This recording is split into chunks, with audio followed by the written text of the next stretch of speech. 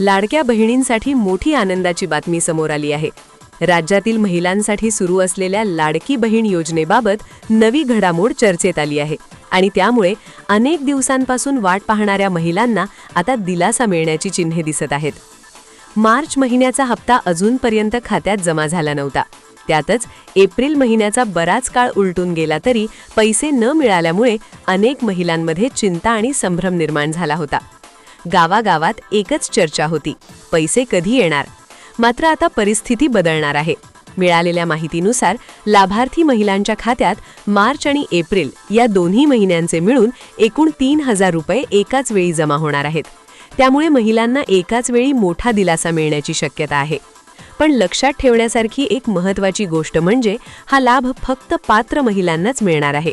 ज्या महिलांनी अजूनपर्यंत आवश्यक कागदपत्रे पूर्ण केली नाहीत किंवा ई-केवायसी प्रक्रिया पूर्ण केलेली नाही त्यांना हा हप्ता मिळणार नाही।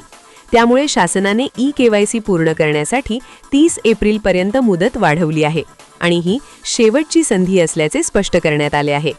दरम्यान अनेक महिलांकडून ई-केवायसी करताना चुका झाल्याचेही समोर आले आहे।